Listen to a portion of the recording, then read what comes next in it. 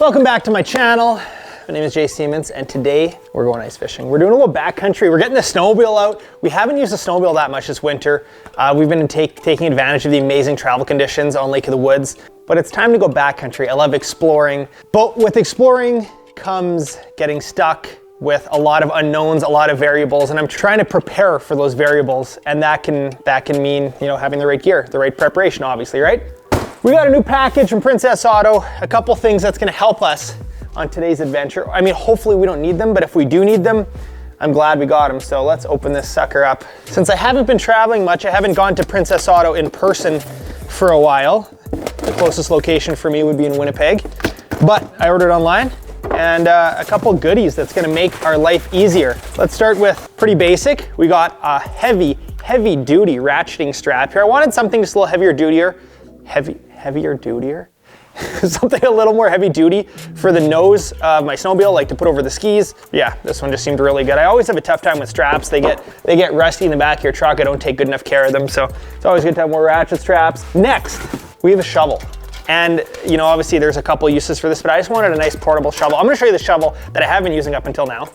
It's huge and rusty and heavy. I stole it from Sam's dad about a year ago, and I don't think he knows that I have it yet. So we downsized. We got a nice little portable shovel. It gets a little bit longer here, I think. There you go. So this is gonna be perfect. I can probably fit this in my snowmobile box. Yeah, nice and portable, super lightweight, not only for, you know, packing the snow around the edge of my shack, but just potentially digging out my snowmobile. So that's where the last piece of gear that I ordered comes in handy. And I did a little research, asked a couple buddies, and I said, should I get a winch for my snowmobile? And while a winch is good, it relies on, you know, bringing a battery or having a strong enough battery in your snowmobile. There's just a lot more moving parts. There's more to go wrong. So apparently this is what some trappers like to use. This is called a come along. I don't think I've ever used one before. I'll pull it out of the box, but essentially it's a winch, 4-ton cable puller, they call it. Yeah, I'm gonna be completely honest. I don't really exactly know how to use one of these. I know that I need some rope, but essentially it attaches to the tree. You could put a peg in the ice. Yeah, maybe there's something better than this, but if I get myself in a situation, I can wrap this around a tree and essentially it kind of just winches it, you know, it takes a while. You're not gonna move it anywhere quick, but if I'm in a bind and I need to get my snowmobile, you know, out of a narrow trail or it dropped off a little bit sideways or something, hopefully this works. I mean, I'm open to any suggestions you guys have, but I wasn't prepared to mount a winch on my snowmobile. So that's that. I'm gonna give you guys a tour of my snowmobile as well, because you guys have been asking lots of questions. I'll open the garage door here and we'll give you a quick little rundown. It's the evening before. We're only going fishing tomorrow, so I thought, let's get the snowmobile strapped down, let's get the toboggan loaded, everything ready, because it's gonna be an early morning and it's gonna be cold as heck. All right, this is the toboggan we're gonna take tomorrow. This is the Escape 2800. This is such a great flip over. I love using this for behind the snowmobile. It's really quick for run and gun. Now we're gonna head out to the rig, to the snow machine. I really like this trailer. It's nothing fancy. You know, I've thought about getting an enclosed trailer, but just for the fact of it being, you know, having nice big tires, easy to load and unload. I'm not worried about it being heavy and getting stuck anywhere. It's super good. And I'll show you guys the snow machine. I haven't really talked about it too much in my videos. I haven't used it much this winter, but it's an Arctic Bearcat 550. It's kind of covered in snow right now, but a couple modifications on the dash here. I have a couple metal brackets with the bracket for the Helix. I put a Helix 9 on the dash.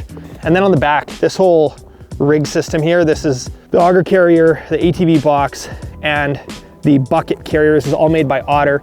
And it's just sweet. I like to have the bucket carrier on there to help balance things out. Obviously, if I'm on a narrow bush trail, I'm probably gonna wanna take those things off and I'll put the auger in the toboggan or something else. On top here, I've got a bungee strap so I can bungee my camera gear over top if I run out of space. Sometimes I'll tuck the heater in right behind me.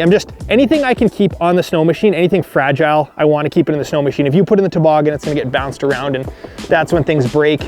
On the inside of this box, it's just absolutely massive. I can fit my live scope. I can fit, you know, another flasher, my shovel, the come along, everything I need there. And then underneath, I got this whole bracket reinforced and welded up. Before there was just bolts, but my buddy Mike Totoli at Two Rivers Boat Works rigged everything up and just made this rock solid. So if you're looking for some modifications, I'd check out my buddy Mike as well. The thing about this rack and it being so high is that it does get tippy. So when your center of gravity, center of balance is that high, it will get tippy. When it's loaded down, it's not ideal, but it is ideal in the fact that I can have so much gear in the back here, because that is what's gonna keep it safe. If you put your gear in the back of your toboggan, you have to expect that it could get battered around. That's pretty much all I gotta say. I'm excited. I love checking out backcountry lakes. I haven't done as much this season as I would have liked, but tomorrow we're gonna look for some crappies on a new lake. Yeah, I'm gonna strap everything down now and I'll see you guys in the morning. Well, I think with wind chill, it's like minus 37. I've fished in this cold before, but just by yourself backcountry, you gotta be careful. This is like the most important piece of gear today. This is my Garmin InReach. And I know I preach these things a lot. And I think the subscription, I pay like 15 bucks a month, but just the peace of mind that if I happen to be out of cell service, you know, there's one button on here that I can press SOS and it'll get help, or I can send messages or whatever I might need. That peace of mind is amazing for me. It's amazing for Sam. And I think it's just hilarious how much money outdoorsmen spend on snowmobiles, on fishing rods, on electronics. And I should have gotten one of these sooner, but now that I have it, it just, yeah, it's great. Obviously I could still get myself into a situation, but I know within a short period of time, I could get help. So I wanted to film a nice montage, maybe flying the drone, driving into the lake. I don't know how tough it's gonna be to find the trail, but it's so cold it just wouldn't even be safe. I might get a couple GoPro shots, but that's pretty much it. We're gonna get to the lake, start popping some holes, and it's gonna be, I mean, crappie fishing in wicked cold weather isn't ideal because you gotta stay in the shack, and with crappies you wanna be moving around as much as possible. But anyways, snowmobile's running, Eskimo's hooked up, gear's loaded, and we're about to head out on the lake.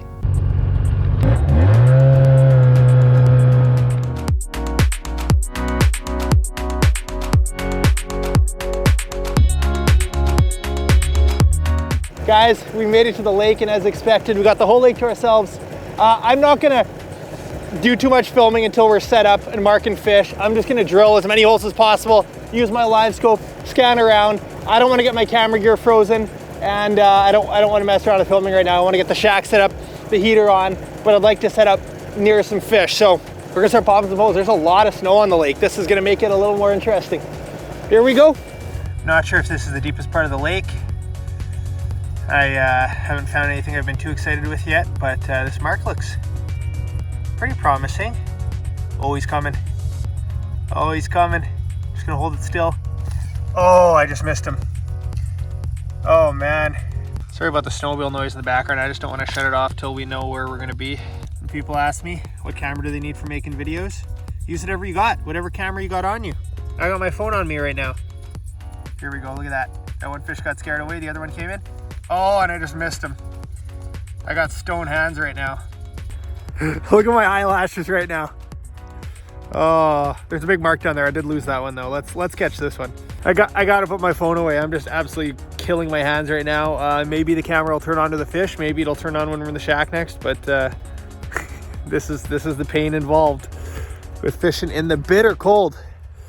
And we're back. We're hooked up. I'm gonna try to do so dropping my rod. Oh, we're doing this. What do we got? I think it's a little pike. Oh no, that's a big crappie. I was totally expecting a pike. Oh yes, yes. That's a big crappie. The little dragon slayer right on the tip. I don't know, that's probably a 14-incher.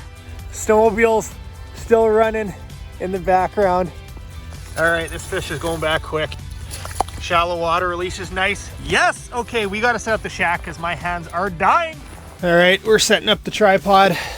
There's a fish coming up for me right now. Oh no, this is not good.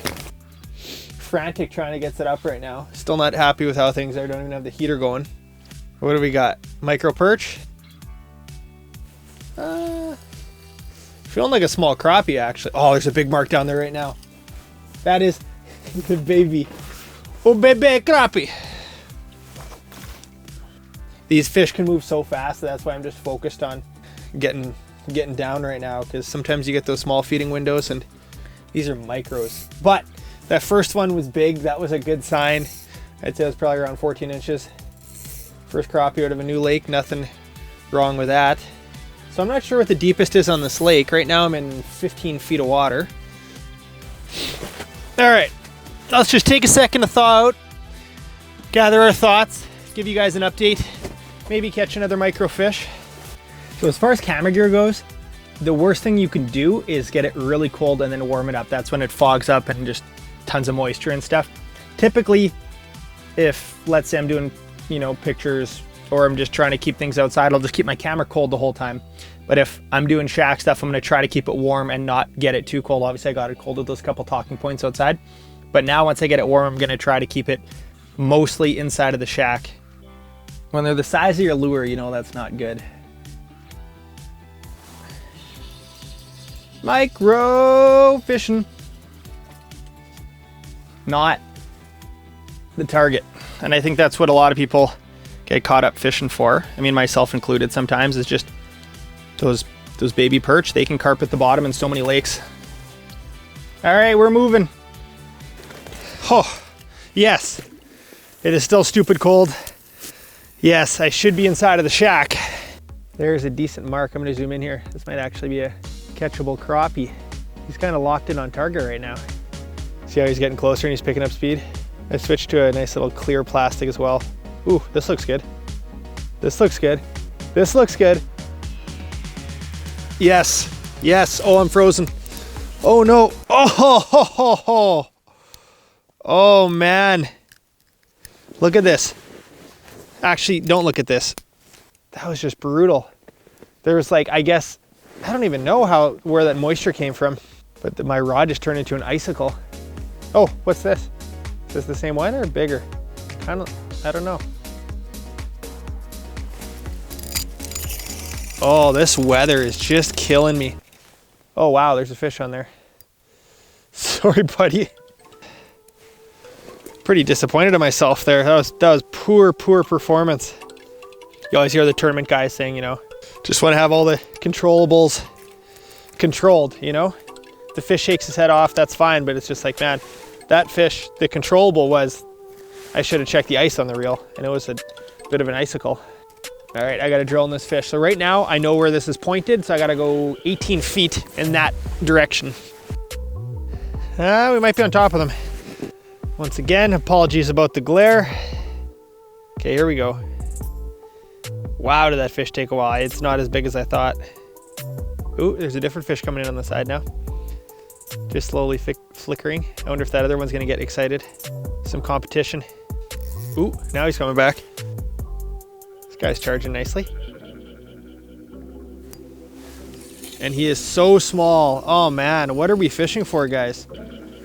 That's what we're fishing for, right there.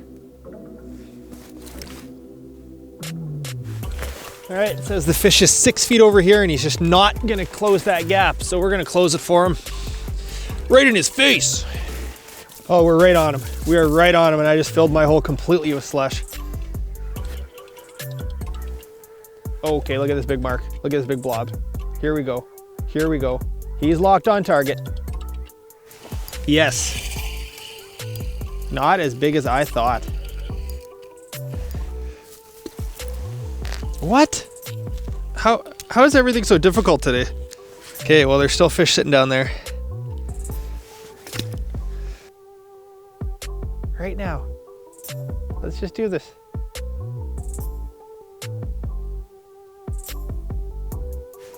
Finally. Wow, and it's micro. I thought that was bigger. We got to keep moving. This is a big fish should look a lot different than that. I thought we were actually dealing with decent sized fish. That's why they took so much finesse.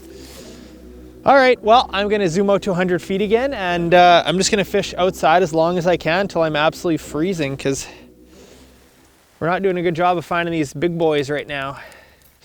What we're looking for today is the deepest part of the lake. So far, it's not looking that deep. We're in 18 feet of water here. Those crappies will congregate in the deeper holes or off the edges near the holes. But yeah, I mean, you want to be near a spawning area, so near shallow, weedy bays is a great starting area, especially if you're on a bigger lake and you're trying to break it apart. Smaller lakes sometimes only have one base, and so it'll be one deeper mud bottom bay, and that's where a lot of them will congregate. And that's kind of what we're looking for today. I'm not convinced we found it yet. I think it seems like there could be crappie scattered everywhere. But yeah, we're just drilling, moving, and this is, if there is one type of fishing you'd want electronics for, it would be for panfish. They can be pretty tough otherwise. This is what I wanted to see. He's kind of fading, but he's still swimming in the right direction, so I'm convinced he's still making his way over. They can kind of disappear from the cone angle a little bit. because even though it is 135 degrees, it's still 20 degrees this way, so he can kind of slide in and out. Ooh, I think he's going to. Look at him, turned red, and he's like straight up. When they turn their body straight up, that's a very good sign. There we go. Little bit better, not much, but it's an upgrade. And since it's so cold outside, we just got to be super fast. Don't want to freeze these fish unnecessarily. There you go, a little more of an adult-sized crappie. And hey, it's good, it's good. There's a couple more bigger marks floating around here, so maybe we're kind of getting into the right area. Today I'm using a mixture of the dipstick and the Fantastic. Those are probably my two favorite crappie rods. Dipstick's probably a little more versatile. You can do a bit of everything with it.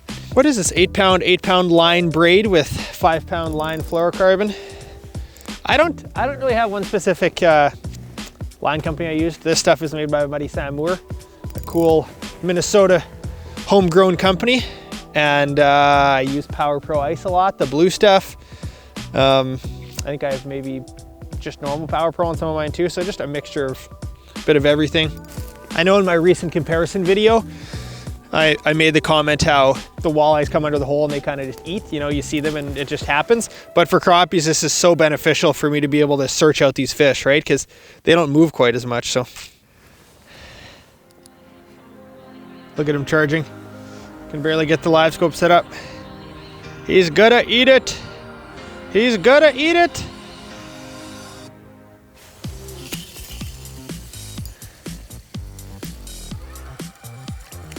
Wow, I did not expect this, but that's just how it goes, you know? You know, you can't just sit in the same hole and hope for those crappies to come by, and that's why it's, you know, maybe not the smartest thing to do on a cold day like this, but when a man's got to fish, a man's got to fish. There's a crappie that is wanting to eat it. Just waiting for him to close that gap. Right there. I don't think he's big. I'm gonna say nope. That's all right.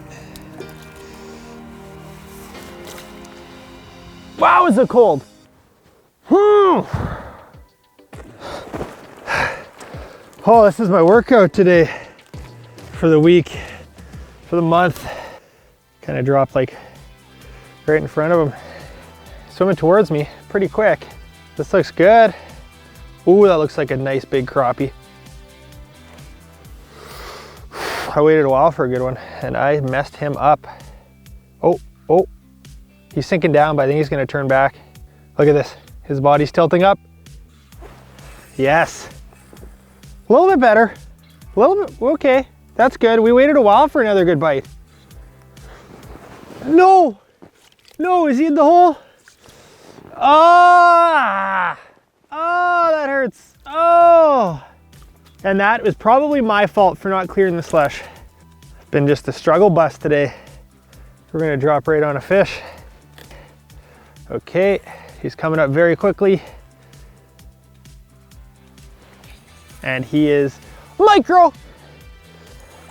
Still got the touch, guys. You want 4-inch crappies? I got just the spot for you. Well, guys, that's a wrap for today. I don't want to drive back in the dark, so we're gonna pack up and call it. But you know what? That wasn't a home run, and that's okay. I love exploring new lakes, and I've said this before, if you want to have an epic day for anything, it sometimes takes you know, rolling the dice and trying new lakes, and you know, to get those special moments, you have to endure a lot of mediocre days a lot of the time. And we got a big fish today. I caught a bunch of crappies. You know, it was cold, but the sun was shining. It's a nice day. I got no complaints. Just another lake checked off the list. Will I be back here? Maybe, maybe not. There's a lot more lakes to check out. So this is what did most of the damage today. The little dragonfly in chartreuse on a tungsten jig. But yeah, I hope you guys are keeping warm. Thank you for watching. We will see you guys probably in a couple days.